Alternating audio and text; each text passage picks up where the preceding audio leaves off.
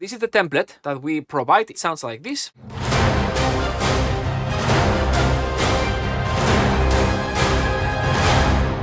This template includes the sketching patches as well as the string basics, orchestral enhancers with some percussion. The sketching patches are here and the enhancers, and these are the sounds that we've used for this section. Basic strings down here and the legato section here.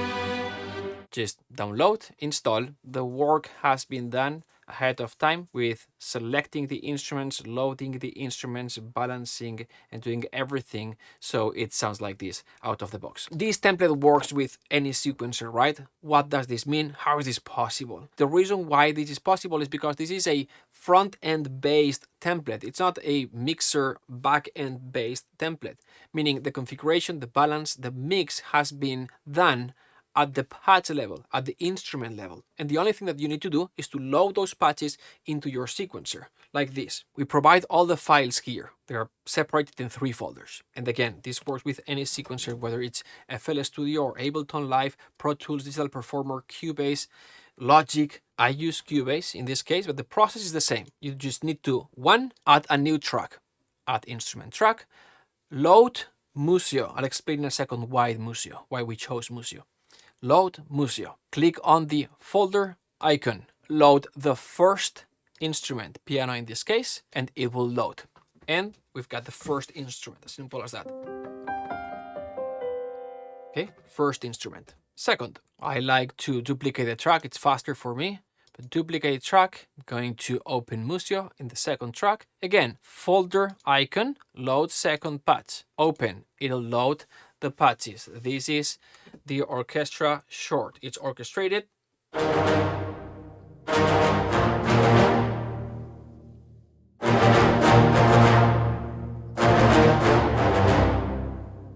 And it sounds balanced out of the box. Next, orchestral long. So I'm going to duplicate the track again. Going to open Musio, folder icon, orchestra long. Boom, it loads and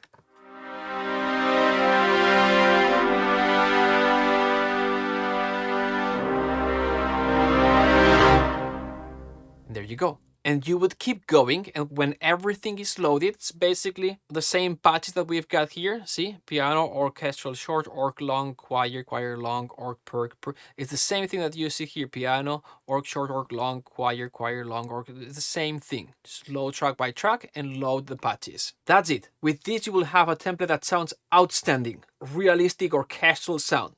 You can go from realistic to cinematic, epic sound with this template. Now, after you've got this, there are 2 levels of improvement. At the basic level, we can create a very simple backend. And then we've got an advanced level where we can take that backend concept farther and improve your sound even farther. We explained this in the course, but that's the second and the third step. For now, you just need to load the patches inside your sequencer of choice, and your music will sound like this. Inside the course, the first thing that we're going to do is I'm going to guide you to do exactly what you've seen me do, to set up the front end of the template with the patches that we provide, and this gives you the sound that I just showed you. These first 2 videos will guide you step by step, and then we provide the MIDI files so you can test the template. But then, as we were saying, we have 2 levels of improvement if you want. This is explained here: improving the sound, basic backend, and then improving the sound, advanced backend. Everything explained here. In these first videos, we'll talk about how to set up a basic backend with some basic sends and reverbs. In the advanced backend section, we'll take it 1 step further. We'll discuss some more complex routing and how a more advanced backend can improve your sound a little bit more. This is all taught here in the course, but for now, focus on the most important part, or 80% of your sound, which is going to be these patches: the sound, the balancing, the orchestration, and the way we've configured them for them to sound the way they sound. And this leads me to what I've said at the beginning that I was going to mention. We use Musio for this. Why do we use Musio? It's because, in our opinion, it's the best sounding orchestral instruments at this price. So yes, you will have to download Musio. You can get started for free. You can find the pricing information here. You can get started at a very affordable price. It's going to be all you need. And with our patches, you'll have everything in one place, easy to use, very intuitive, ready to go, plug and play. All right, hopefully this answers the question. How is this possible? This works with any sequencer, any DAW. Also showed a little bit how to load the template, even though there's more information inside the course. Hopefully this also gave you a view or an idea of what comes once you've got the template, which already is going to sound amazing, but what are the next steps if you want to take this even farther? We provide support inside the course. But if you've got any further question, please let me know. I'm gonna go ahead and kind of open the template, explain each one of the tracks, how it's been configured. Musio is actually a compilation of Cine samples sounds. Some of these libraries used to cost, $300, $400, $800, right? And now they've recompiled them into the Musio engine. In my opinion, there's some minor things that the contact version, the expensive version, has that Musio still doesn't have. But Musio, it's a way more affordable price. It's 10 a month or 100 a year, or you can buy the whole package for 200, 300, I forgot. You've got not one, but all the libraries they offer. So I think it's great. I've been using some of these libraries for over a decade. Cinebras was released back in 2010, 11, I believe, maybe 12. And so I've been using them a lot. There are some things that you just stumble upon them and it's like, oh, wow. And so tricks, tips, hacks, so you can get the most out of the sounds. So the goal of this class, take a look at the template, explain how it's built, tricks, tips, hacks from some specific patches that make for you to get the most out of them. Okay, let's get started. I colored them, and there are 3 groups of tracks. The way I've got things organized in my template, it's generally I have this kind of like the minimum template, what I call the sketching patches or fast action patches, and it's this guy here, the yellow ones, and it's exactly what it is. Ensemble type of patches for fast action and fast sound, and sometimes for sketching, sometimes just because, well, I just need the orchestra short and it's right there, ready to go, and I don't have to spend 3 minutes orchestrating this kit. I have it right there, kind of like brass, strings, woods type of sound. So these are the tracks that I include in these sketching patches. Then I usually have a smaller like a group of strings, not the full blown, every articulation possible strings, but just a group of strings that most of the things that I usually have. Fast access right below the fast action. And then I've got what I call orchestral enhancers, which is basically celesta, arp, some percussion instruments, blah, blah, blah. And this is what I call my minimum template. And it's a very efficient because it's just 41 tracks. It doesn't take a lot of CPU. It doesn't take a lot of RAM. It gives me, obviously, not everything that I need, but sometimes it could be 80% of what I need. And it's a very efficient template when I'm traveling, right, on a laptop composing. A template like this works just fine. And that's it. And it's easy to configure, easy to replicate. And this is what I'm going to be explaining. That's exactly what we've replicated, what we've created with the Musio template. We are working on an expanded version of the Musio template where it would include like the everything else, right? And what's everything else? Well, all the individual instruments. Well, I need the solo legato trumpet and then ensemble legato trumpet, and then there are short notes, solo trumpet, and short notes articulate ensemble trumpet. So all this detail, which sometimes sits in the template, taking a space, and we just use it 2% of the times. But sometimes it's good to have. So we are working on the expanded version as well. But for the small one, what do we have? Let's go one by one. Piano. I like the Cine piano. I think they've got another one, piano in blue. I personally like this one. They have 3 versions or 4 versions of this. They've got the closed, the cinematic, the roof. I like the cinematic patch. So this is the one that's loaded.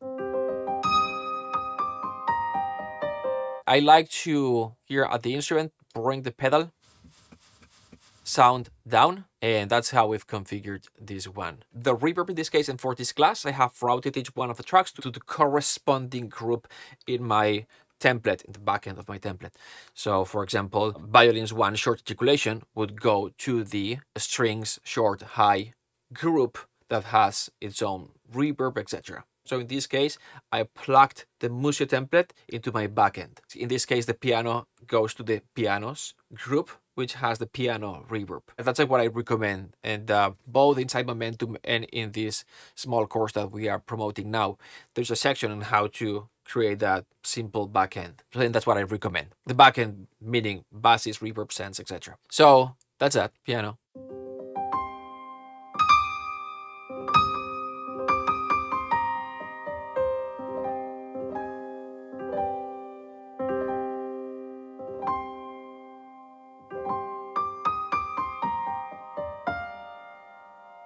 Cool. Sometimes we have got my full template here. Sometimes we can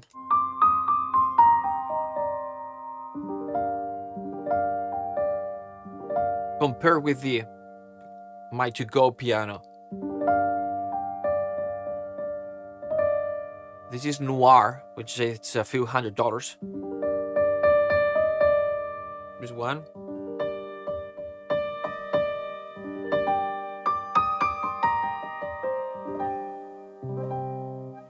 It's just different color, so no complaints. A little bit noisier, maybe, but that's also taste. Some people want cleaner samples, some people a little bit of noise and artifacts don't bother them because that's realism. Okay, next, orchestral short. These patches, for some people, Laurel mentioned, it takes a long time to load these instruments. I tested this in different computers. They loaded no problem. The nature of Musio is that the first time, if I were to get rid of this guy, and I load this one. Boom. If this was the first time that I was loading these patches, it has to download them from the cloud. And these patches, if they are big, if they are like 200, 300 megabytes, well, it has to download. And it's going to take a little bit, depending on your internet speed. The first time, then it loads faster because it's already in your hard drive. When I just loaded these instruments right now, they just went from my hard drive to my RAM. Because I already downloaded them a while ago, they did not have to go from the cloud to the hard drive first. That's the beauty of Musio. You don't have to download libraries, but the first time that you load a patch, if it's not downloaded, it'll have to download from the cloud again. But anyway,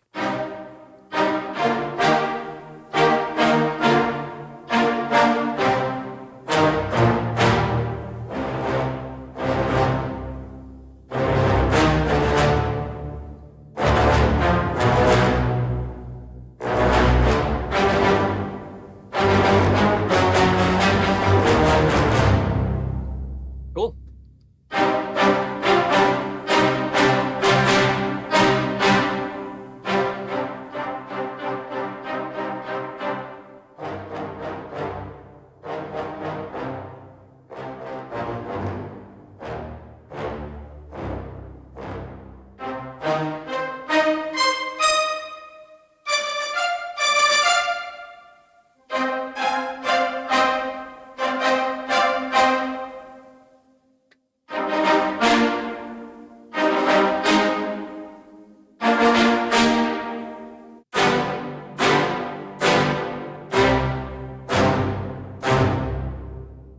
So there you go. In my opinion, brass in cine samples. If I have to give you kind of like what's my opinion on cine samples in general, I think it sounds outstanding. You get this cinematic sound like out of the box, not much to do because most of the orchestral sounds, like the strings, brass, and percussion, like those big libraries were recorded by Dennis Sands in the Sony scoring stage with vintage M50 Newman mics on the Deca and outriggers, all the vintage ribbon mics on the brass on that room. And so with those vintage capsules on the M50s, and it just that creates that kind of like Hollywood sound, which is so expensive because those union musicians.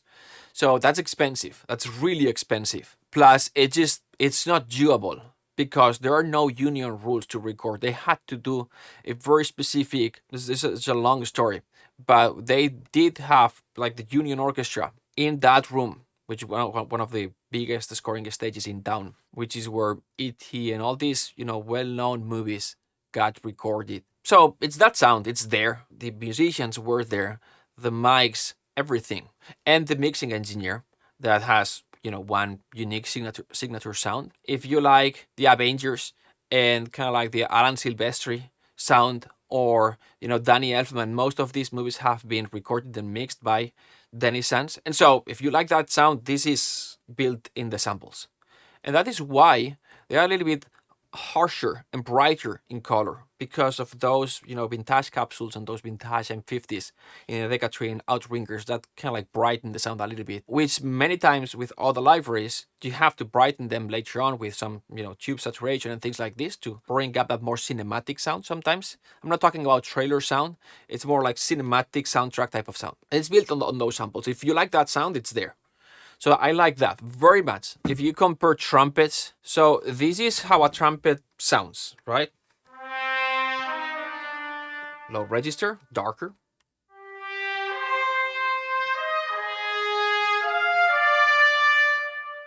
Beautiful. So this is cinematic studio brass. Sounds beautiful, sounds natural, sounds realistic. Obviously the legato is just wonderful. But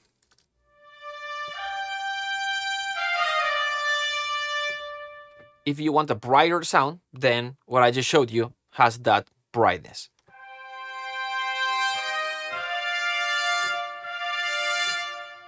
You may like it or not, it's just there, okay? So these samples have this a little bit of this more cinematic color. That's okay. And so that's what I like about these sounds. With cine samples in general, so pros, cons. Generally, the sample is not as clean. The consistency of other libraries, like to me, the most consistent libraries in general, what I've seen is Cinematic Studio Series, or Casual Tools is pretty consistent, as well as Spitfire.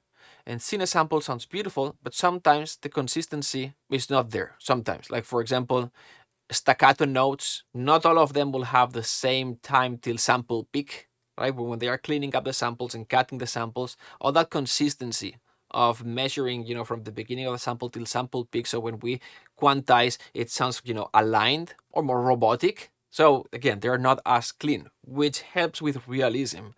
But sometimes I'm like, let me do the realism by dequantizing it if I want to, right? Give me the precision. So that's it. But I continue to use them. It's one of my main libraries. For brass, I use strings as well. I love percussion, and I use them in combination with other libraries. I like other libraries for some specific things, like the legatos from the Cinematic Studio series, but there's plenty of this in my main template. Okay, so orchestral short. I was saying this because there are certain things that Cine Samples, or Musio in this case, does very, very well. And one of these libraries that is just so good. Strings are great, and percussion is fantastic. Brass in particular, to me, it's just the sound, outstanding. Specifically, the short notes. So when creating this template, I've put emphasis on number one, and most importantly, maintaining a realistic balance. So this is very simple. We've got the strings, brass, woods, right here. So gotta maintain balance.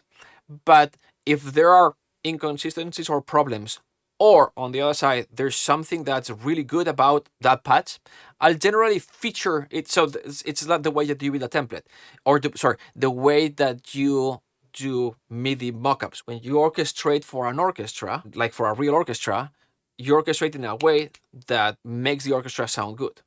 But with samples, we've got limitations. There are not limitations. It's in comparison with the orchestra, they behave differently.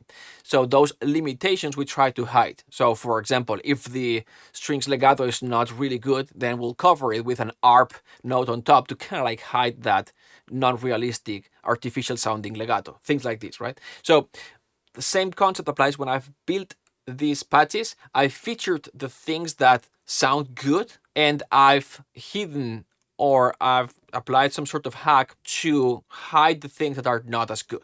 For example, because of consistency, right?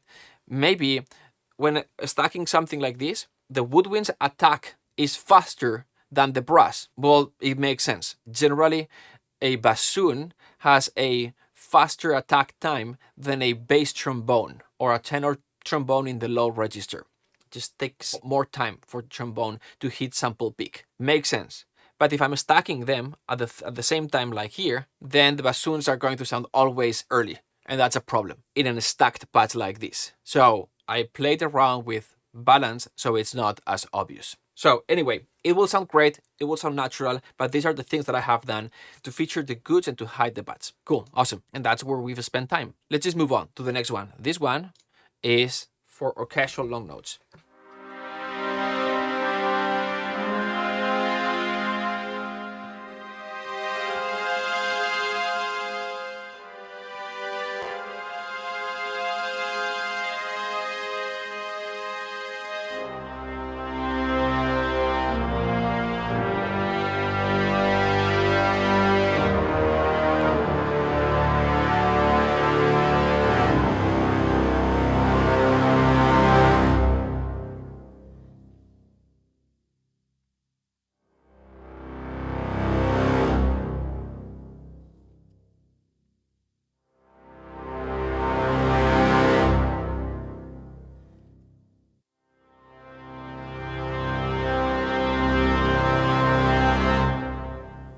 Okay.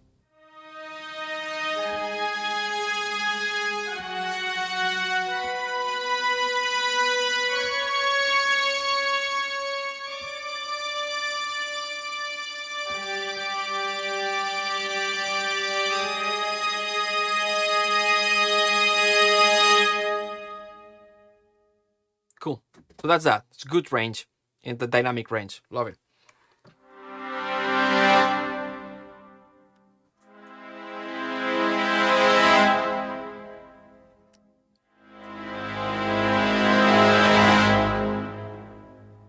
Cool. Clusters.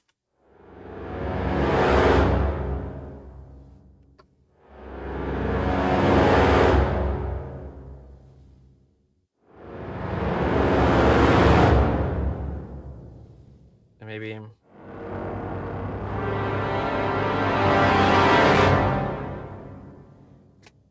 so there you go. That's how it sounds. Choir, short notes. We've got limitation. We don't have short for men, so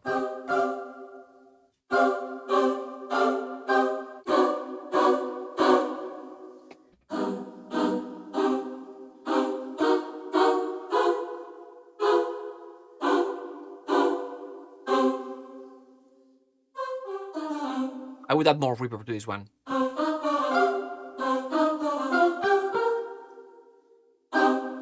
Alright, there you go. Choir long notes.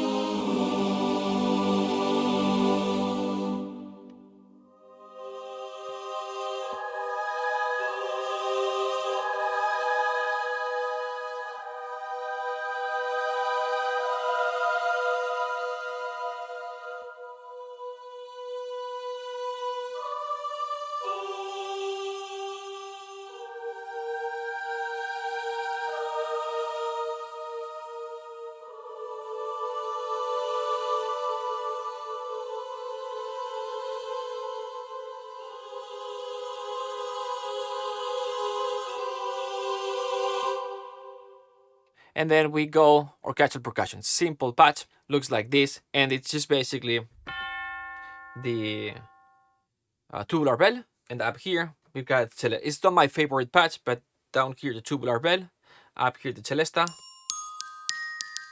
We've got another sound for the celesta later on, and then in here in between we've got the gran casa here, and then we've got snares and toms and things like this. And do some tablas. What else we've got? We've got shakers and stuff like this. And I guess we'll have, yeah. So, yeah, tubular bells, celesta. Then we've got all the gran casa snares and tablas and toms. And then we have all the shakers here. And then all the metals here. Ooh. And I like to have one of these in my sketching patches for fast action. Same thing with epic percussion.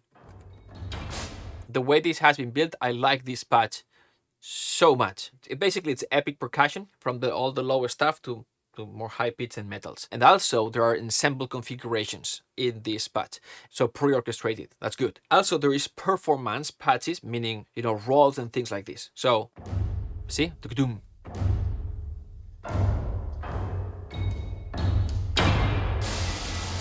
This one you can control here. It's great.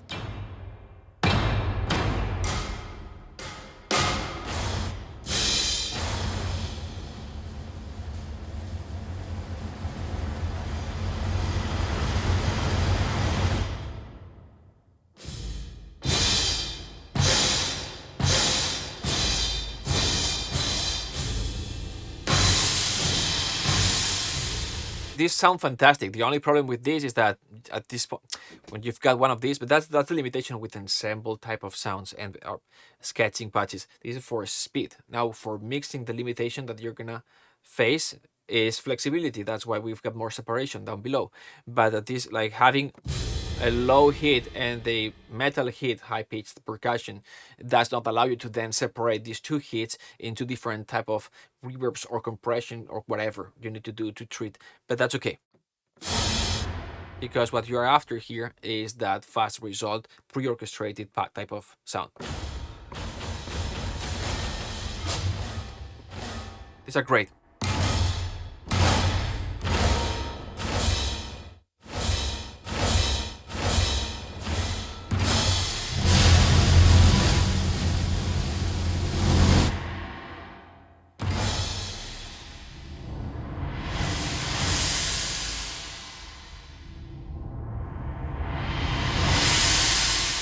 And yes, great.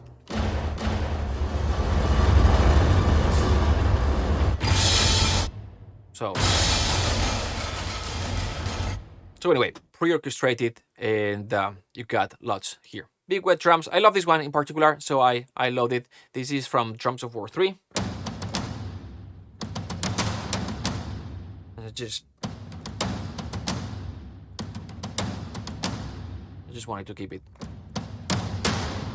So we've got all these guys till here, and then we're going to have the strings, brass, woods, and then we're going to have the epic horns, epic trumpets, and that, if you had a very small computer that cannot handle more and you wanted just a small little sketching template, then that's what I would recommend. But for the strings, what we have is just the spiccato patch.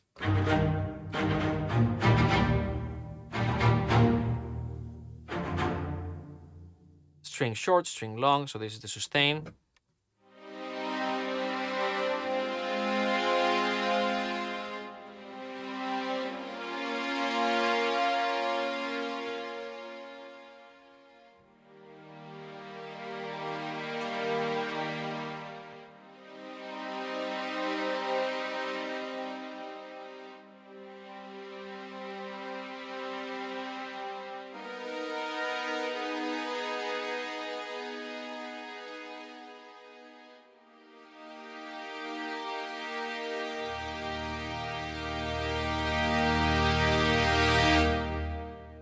There you go. So non-vibrato, you can also do vibrato. Brass short, these guys.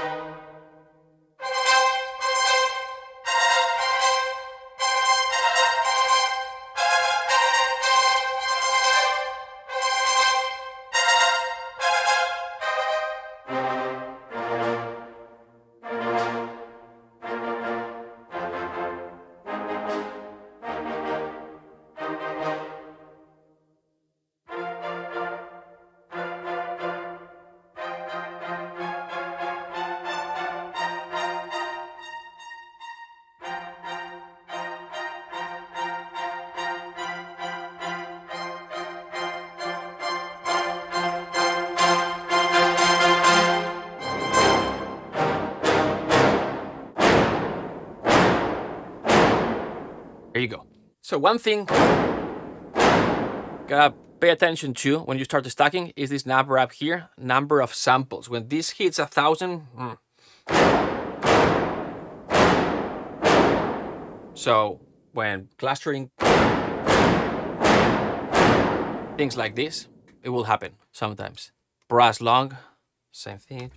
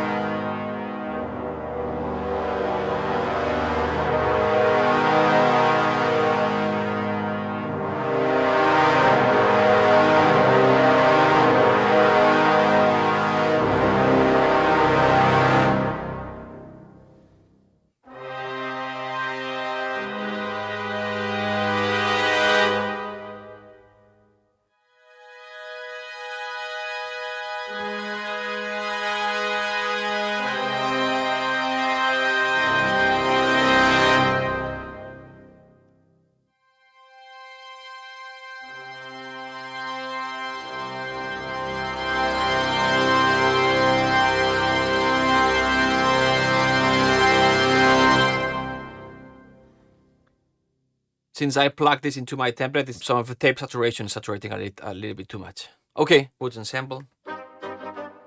Needs more reverb.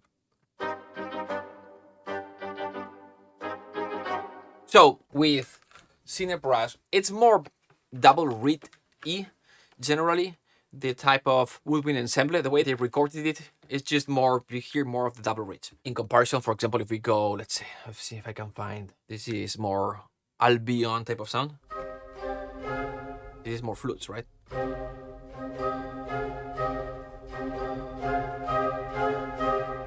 And you may like this, and this does not sound as pleasant, needs a little bit more of reverb, by the way, so something that I would have to work on, but in the back end of my template.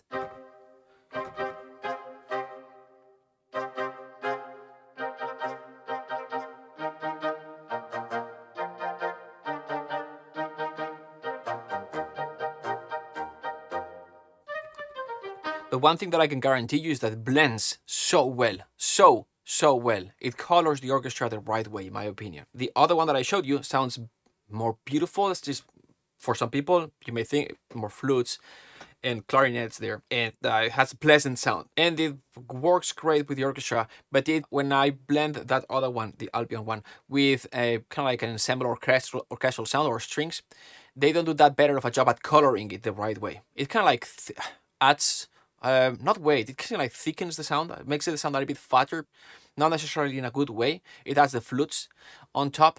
This one, in my opinion, colors it in a more realistic woodwinds flavor because it has the right amount of rich color into it, which you may like or not. I just like having both options, and I see there's the difference. Long notes.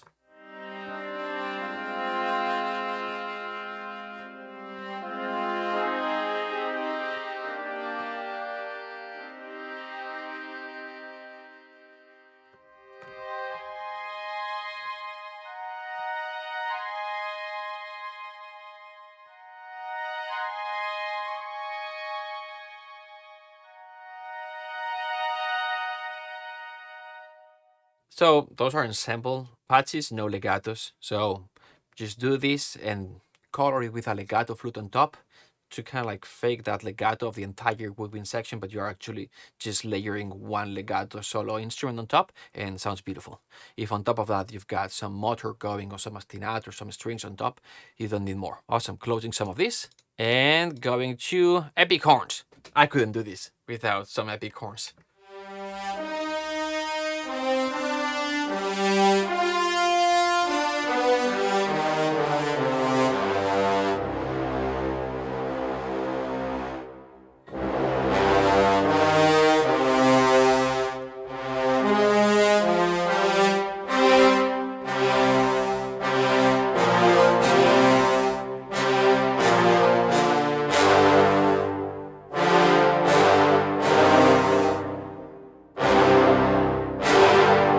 explain this patch in a second.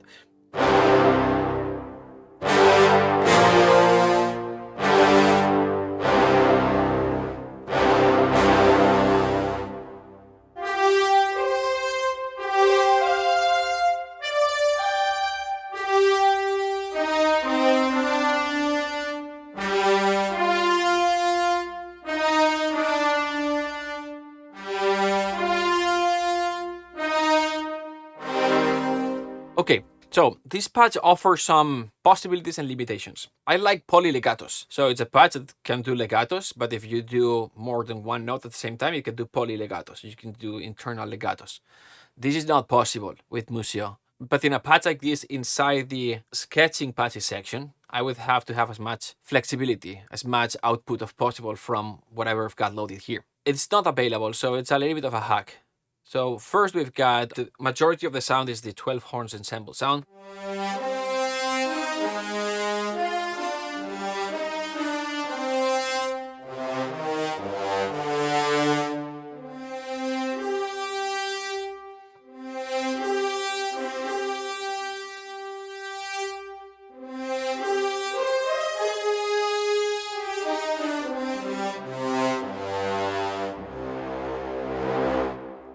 The legatos for those pedal notes down below. Well, this is not realistic.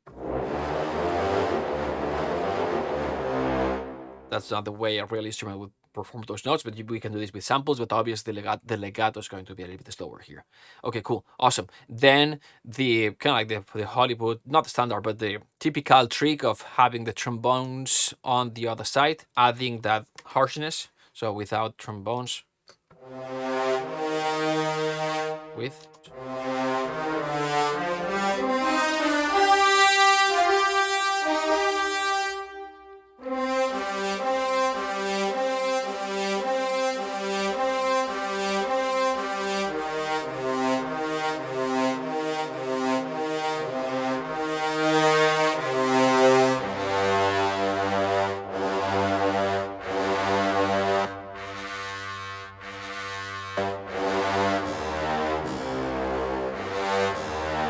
Okay, so it adds aggression, create a little bit of oomph at the beginning of each note, and just also opens the sound a little bit and makes it a little bit wider. So having the typical, epic 12 horns or 6 horns or whatever, 8 horns, plus one solo trombone is something that's typical, almost cliche sometimes, but it's built in here.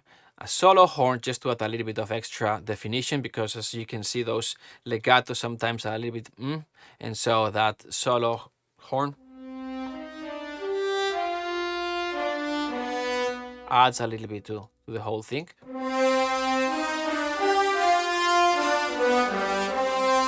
And then finally we've got this guy, the 6 horn, and this is what fakes the polylegato. This does two things. First, it adds a little bit of oomph to each note, which is great because it hides that legato. And second, it adds a little bit of that envelope that we want at the beginning of each note.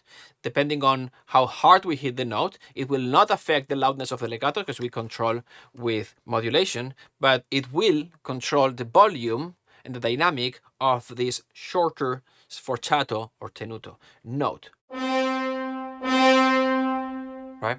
This will sit on top and at the beginning of each note, giving it a little bit of oomph, that envelope that we want, helping the transition between notes, and also it allows us to play relatively short chords, right? The only problem and or limitation is that the length is fixed. You cannot control the length of this note by cutting the note short when you release. So you just have to wait.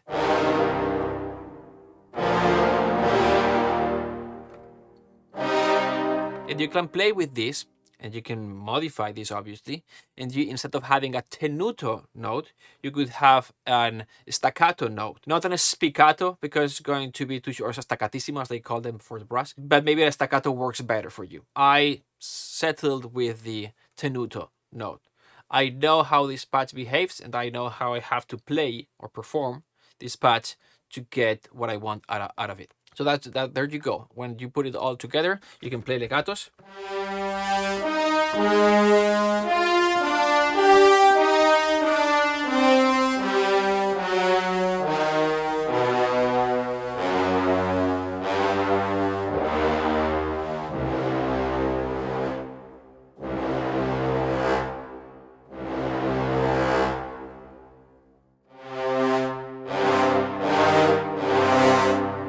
And you can also play, you can also perform kind of like massive low chords.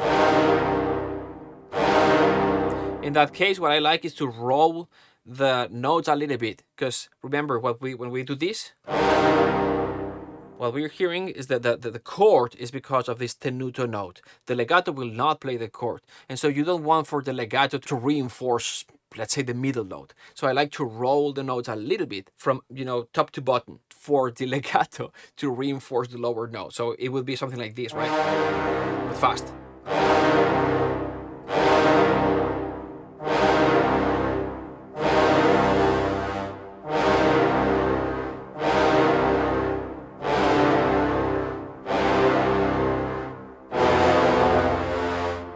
There are short chords, but if one is stayed, it would be the low note, right?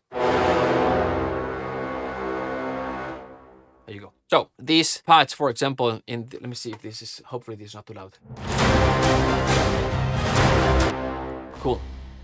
This is where's the patch? Here. It's doing the low notes. And at the end of this cue, you hear them. Those are those horns. These guys here.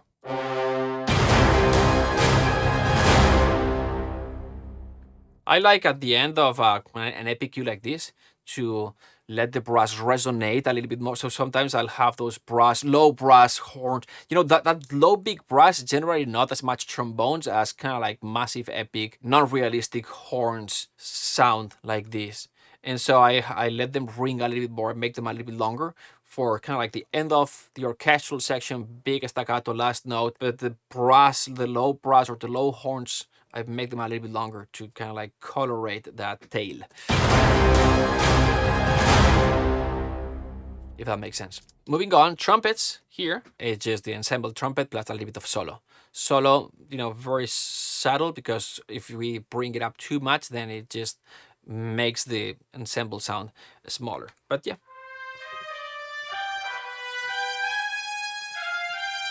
All right, moving on. So celesta. For celesta, they've got 3 celestas. The one that we've selected is this one. It's a little bit drier. They've got the orchestra celesta, comes with lots more reverb.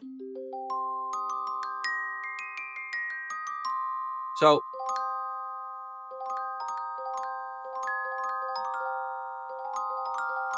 this is the one that has the most delicate sound to me, the celesta. If I want something a little bit less delicate, I'll have the glockenspiel. And I like for celesta to be delicate, so that's out of the 3 that they've got, this is the one that I like the most.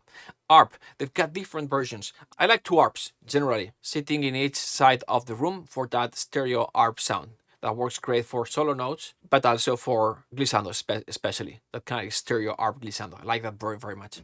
And they've got a kind of like a wide arp that they sampled it this way. For the ARP, I really like Cine Samples ARP.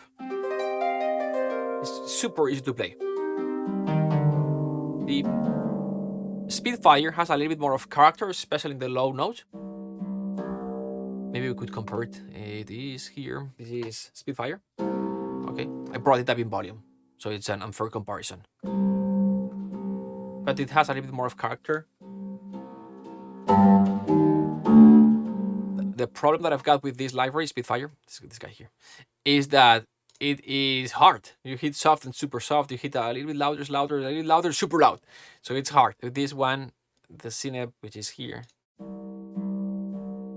has a little bit less character, especially in the low notes. Which, if you want that Michael Giacchino kind of like low arp pulsing, like slow pulsing note, I like the other one better. But this one is so easy to play.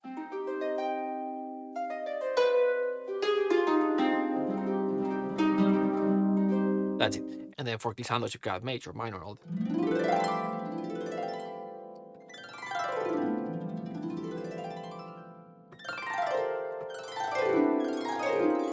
And then you've got all the switches here, right? So we've got things like etc. You've got more swells, you've got regular glissandos, swells, you've got reaps and things like this. Useful to have. And then piattis. So generally they've got 3 piattis. So they've got this one, and this one. So kind of like small, medium, large. And then they've got the open one, right, facing the audience. They've got the chalked, and then a shorter one, which is great to have. Sometimes you're gonna do like kind of thing, whatever. Cool. Shakers, got a plethora of shakers. That's great. This is set up at -190, as you can see here. I'm going to include all the milliseconds in the naming so you can also. But this is because they've got this one, which is, fast attack. But then they've got this one, which is great. But then if you quantize, either you move them ahead of time by ear, or you just quantize it to the crit, and then with a -190, it's going to work. So they've got rolls as always, and then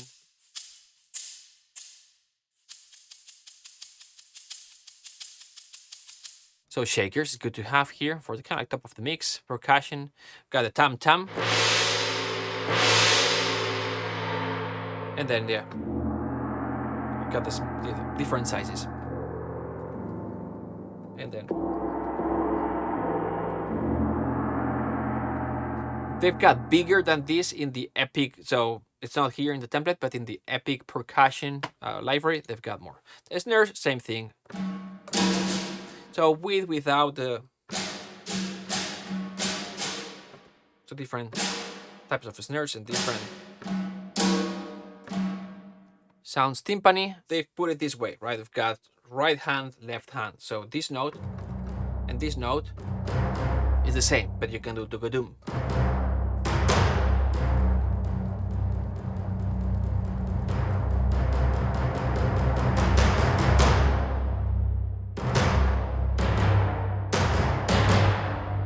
Okay, it's convenient.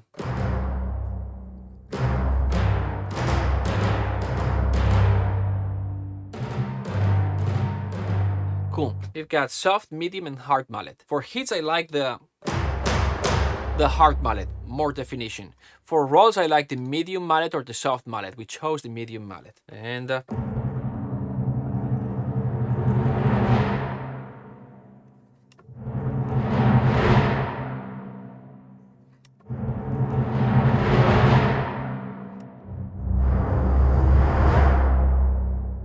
soft sounds beautiful, it's just less definition. Hard is too harsh for a roll, but sometimes can be used as an effect. You can load it down below if you want. Gran Casa. So we've got different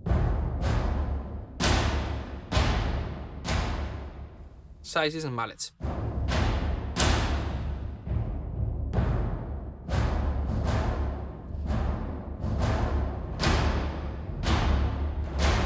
So it would appear this is a soft mallet, medium, and hard mallet. Then we've got a sub bomb. This is a must-have in my template. It's from the Drums of War 1. Sub bomb, gotta have it. And it's just, I especially like this E note.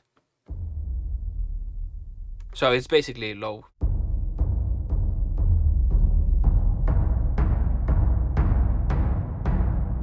This is a sound for just as, that one downbeat every 4 bars kind of thing, right? Or every bar, or whatever. And so it's just this one hit. And I like this one in particular, using it for years. That is laid down like this, softer hits here, and then, harder hits the higher you go in register. But the E in particular, it's the one that to me sounds the softest and has the more body. And that's it. That's the one that I use most of the time. You could filter this one and get with some of the top end if you want for a deeper sound. Drum set, gotta have a drum set loaded. They've got the blue drum kit. I like this one better, right? Sometimes, and an electric bass.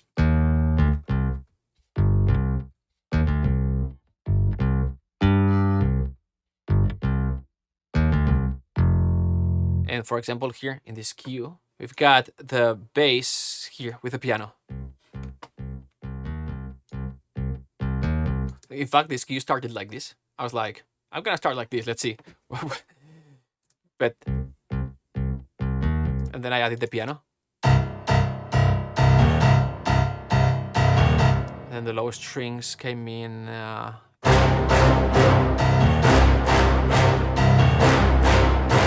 And then orc long. And then I added shorter strings in choir. And then I added percussion to enhance. It's taka taka ta. It goes with the strings. And then I added the rest. But basically, which is the rest of the percussion that adds that. Since I routed things to my groups, there are some things that are a little bit out of control, saturating a little bit. But anyway, cool. So we got through sketching patches and then the enhancers, the choices that we made here. And then for the strings, very simple. We wanted to have strings under 10 tracks or something like this, maybe 12, and have everything that we need for the strings. So the way they are set up is like we've got the ensemble strings for the short staccato and low staccato. Because sometimes we want, strings that just sound big.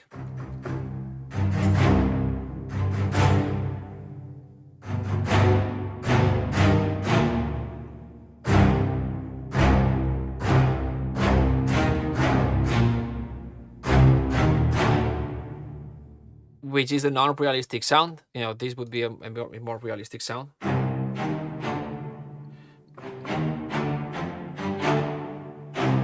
But sometimes we want a little bit more cinematic. Which I'll open in a second. And the same thing with the high strings. The realistic thing would be, these are violins. Smaller, more realistic sound, but sometimes we just want the big staccato sound. So we orchestrated it inside here, like this. And it's just basically everyone there.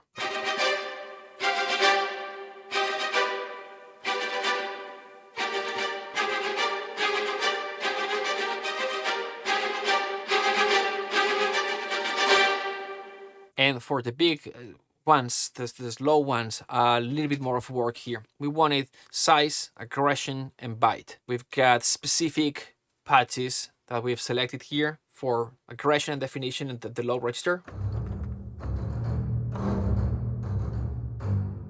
We don't want it to be too big and get muddy. Then we wanted a little bit of, aggression here. And then the bite, I'm gonna get rid of this guy. So aggression, the bite comes here.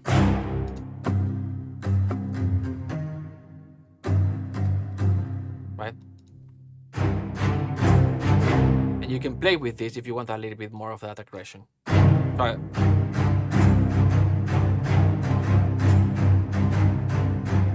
Without.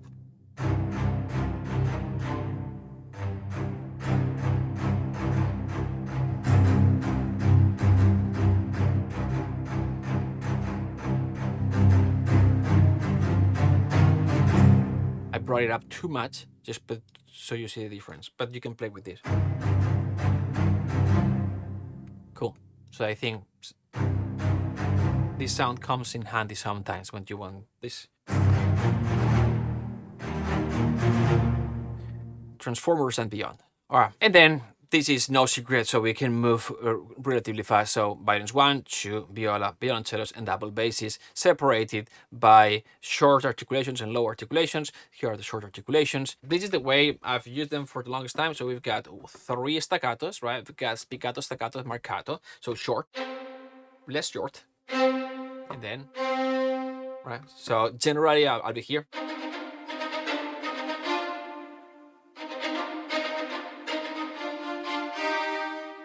If I want to do this. And then I've got this forchato.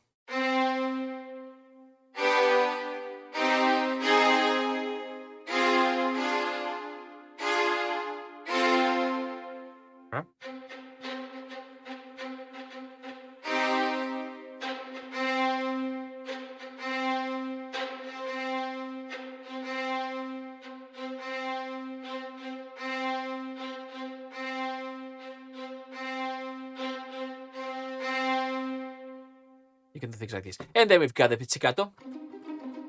And then con legno se Bartok pizzicato con legno. And Bartok. I particularly love the violins 1 and also 2, but specifically the 1 spiccato sound out of this library.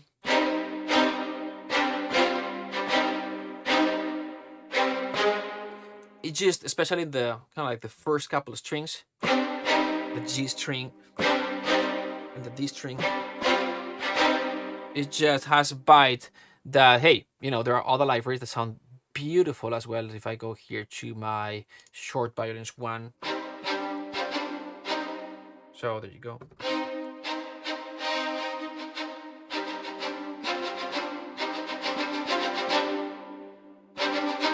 There's a lot of treatment on this one. This is a Cinematic Studio strings, and there's a ton of treatment. Let me just show. See, there's a little bit of this guy, a little bit of this guy that I'm going to deactivate to just to do a fair comparison. This is again deactivating this and deactivating this on the Cinematic Studio strings. So the Cinematic Studio strings, the shortest articulation, spiccato.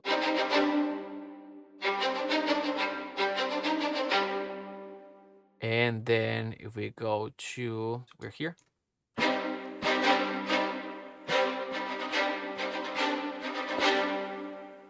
It's just different, but I like it very much.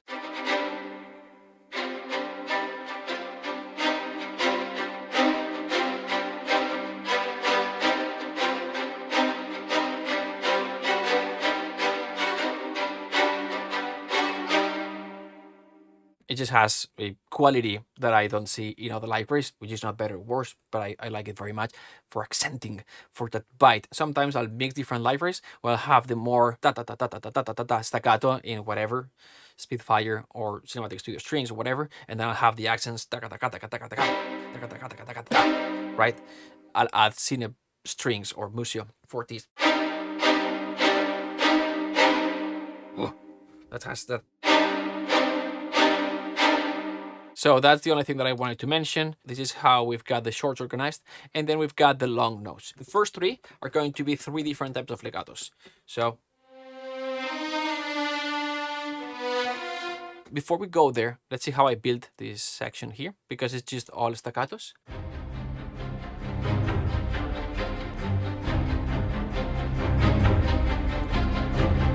So let's see what we've got. Violin short.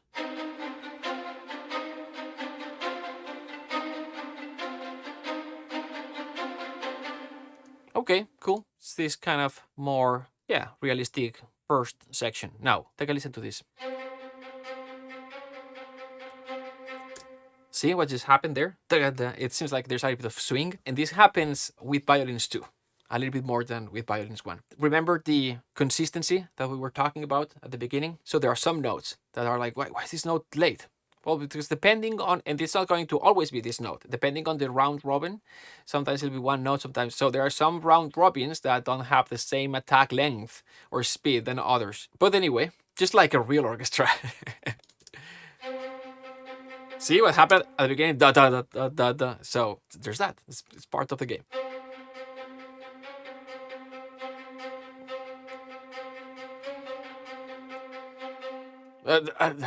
Anyway, no complaint. It's there, just for you to know. When all together, you don't even notice.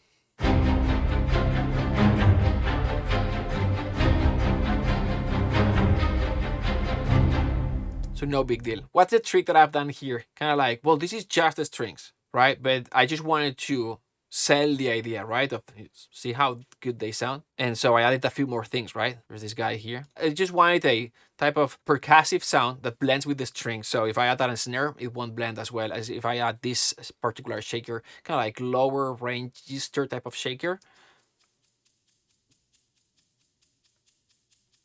It's kind of like I need this tight. I need to tighten this pulse, right?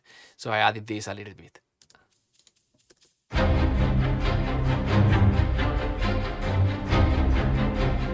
Saddle is there, so it's not just the strings. So we have a little bit of a shaker there. But anyway, so showing a little bit behind the curtains, the viola does this.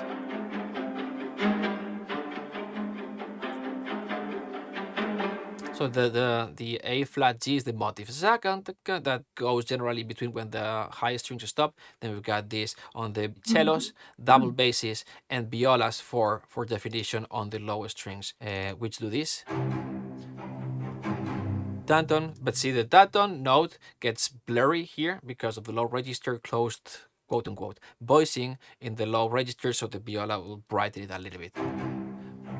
But here's where it comes in handy. I doubled the cellos. These cellos are doubled. Dun dun dun dun dun dun dun. Right? I doubled this with that patch that comes very handy that we've built earlier, remember? And this is going to add definition to that A flat G, because now it's going to be in octaves. Plus it has the spiccato that adds definition. If we saw this one, so that thing is going to add definition when we bring everything together. Right? It's going to add definition to the whole thing. Tradom plus violas. There you go.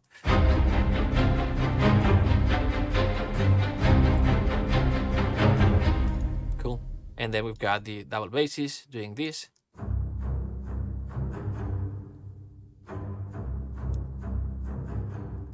And that's it, just one more trick to make this whole thing sound like this. So now let's focus on the high strings. So we're just talking production here at this point, right? So just how to use samples to get the most out of them, type of thing. So the strings, the driving motif in the high register of the strings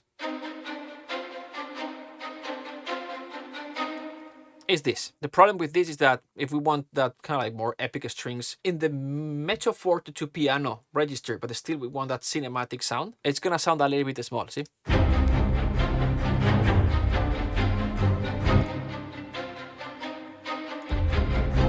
So I just layered it with just epic massive strings, which is just quote unquote too much layering. At a softer register. So I've got kind of like mezzo forte, just violins, which is already unrealistic because 2 notes equals double the violins because it's samples, but it still sounds small.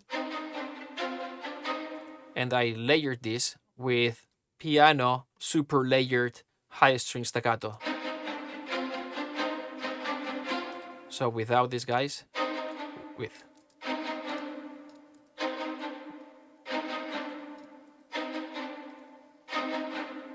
See, so one is a little bit smaller, not timbre, right? But it's a smaller sound, and the other one is thicker, more cinematic sound, if that's what you want. In the combination, it's basically, so each one of the section, staccato, spiccato, and then on top of that, kind of like massive low ensemble layered, and high spiccato ensemble, massive sound layered. Altogether sounds like this.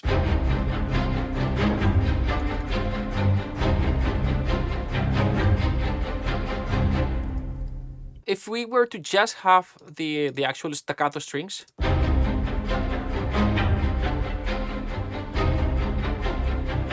without the shaker,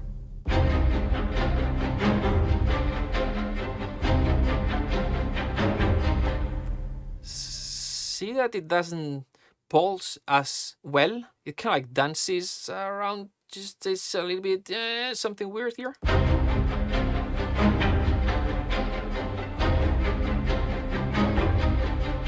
And I love it, and it's very realistic, even the sound. I like it very much. But with this,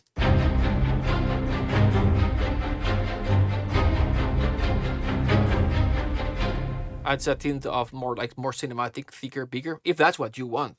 Not always we want this. And the shaker on top just adds.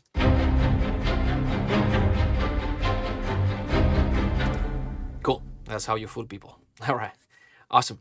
Or directors, in this case. They want the sound many times. There's nothing wrong with what we just did. And then we've got the legatos.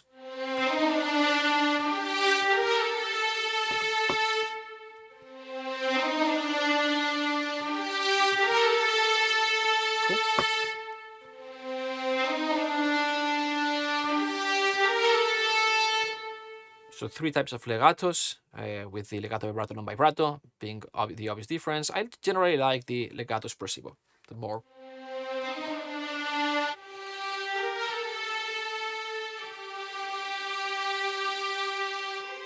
When you know these libraries very well, there's some sounds that will have some noise or a pop here and there. Sometimes I know where they are and I even avoid them when I'm playing that melody. But anyway, happens with every library. And same thing with violins too, same thing with violas. We'll go to violas, we don't need to do violins too. Oh, I didn't show the rest of the articulations, but same thing.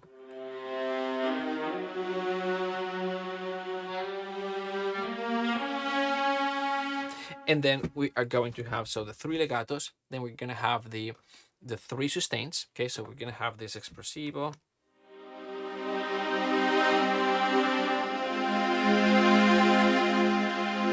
and then vibrato,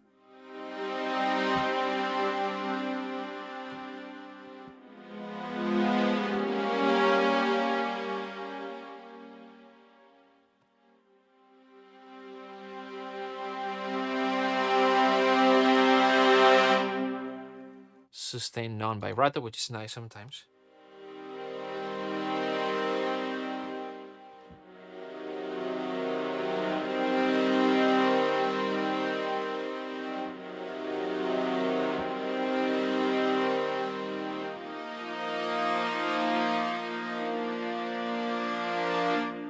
Non-vibrato all the time is a little bit weird. Continuing, we've got the harmonics.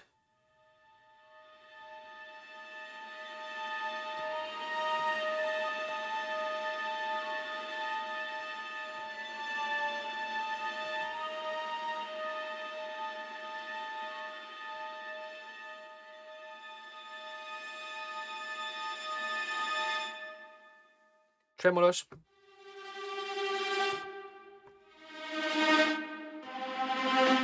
I love that they have the tremolo sul ponticello.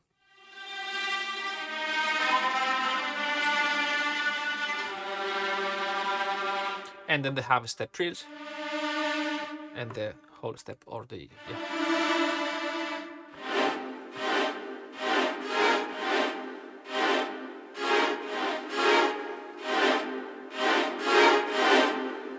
There you go.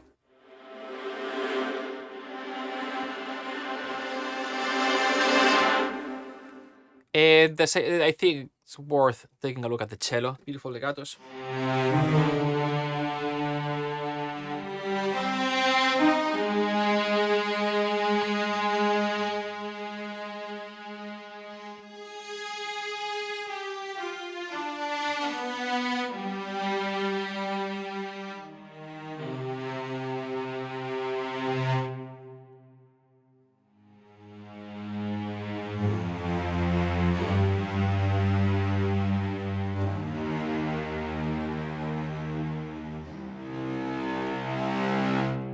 Okay, Cine Samples is not a library that's known for the best legatos. It does not compete maybe with Cinematic Studio strings, but the sound is there. The other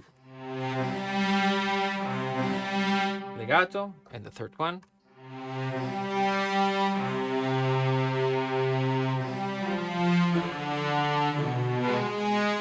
Cool. And then we've got these different sustains.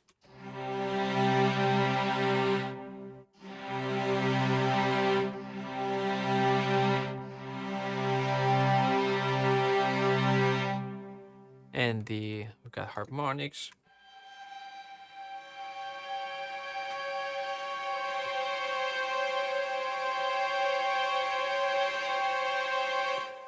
The tremolos, which sound great.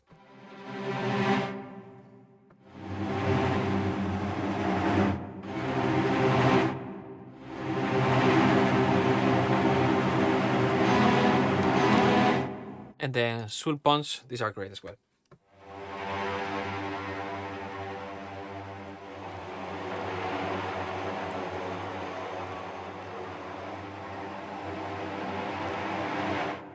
And then the harvest and the hope.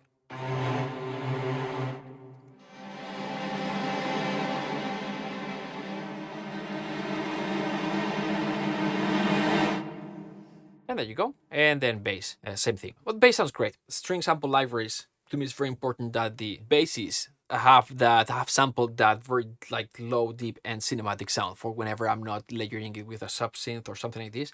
I want for the bass to actually be able to carry all the weight of the orchestra like a real double bass would do. The key switches are up here. Something to notice here. So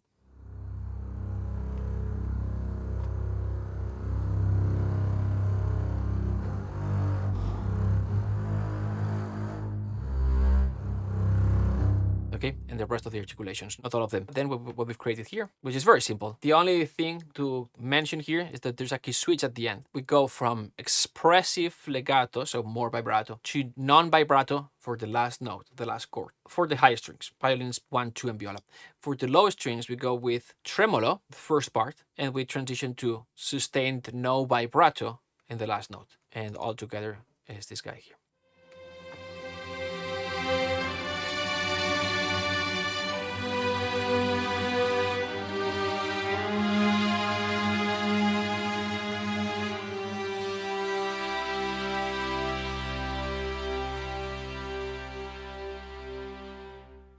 That's it. If you want to hear the violins and how they sound different. Oh, let's do violins 1, 2, and viola.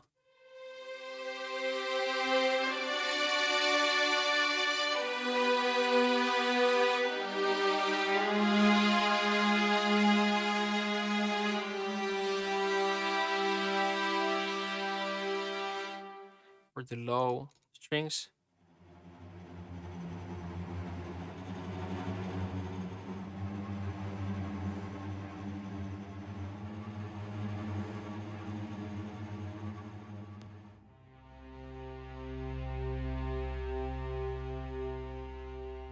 In this case, no tricks, completely naked. I didn't do the ensemble pads and layering on top the legatos. It's completely naked, almost free tempo. I aligned it to tempo a little bit, and I did a little bit of retardandos here and there for that more natural rubato feeling at the end. Not rubato, but retardando. There you go. I hope this was insightful. I hope it was fun. Bye bye.